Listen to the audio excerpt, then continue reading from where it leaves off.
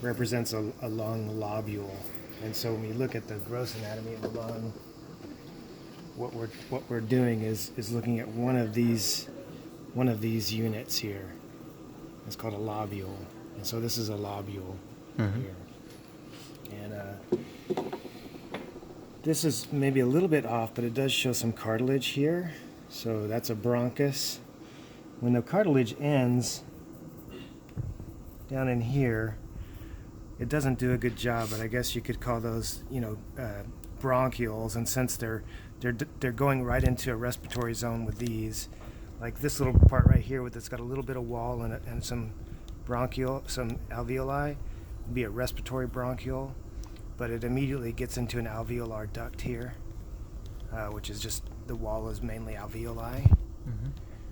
One thing it shows that no other model shows is how the individual alveoli and the alveolar sacs at the bottom are actually connected to one another through these little pores. So those are alveolar pores there. And then it does show the blue represents pulmonary arteries and arterioles that go into pulmonary capillaries that pick up oxygen. And then, of course, the red vessels are pulmonary veins, which are draining oxygen-rich blood back to the heart. So it's that tricky pulmonary circulation that's showing up here. So you do get the pulmonary capillaries, pulmonary arteries, and maybe even you could say arterioles feeding the capillaries, and then the pulmonary veins draining the oxygen-rich blood back to it. You see that this has got this is a simple squamous. I tried to do a simple squamous tissue here, and so this does represent the visceral pleura.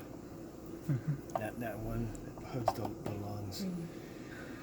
And so yeah, alveolar sacs, alveolar ducts, pulmonary capillaries, pulmonary arteries, veins.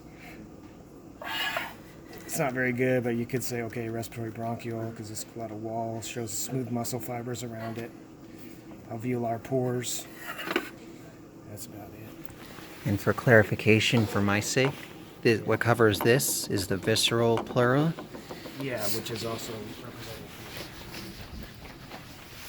here. And what covers this is the parietal pleural.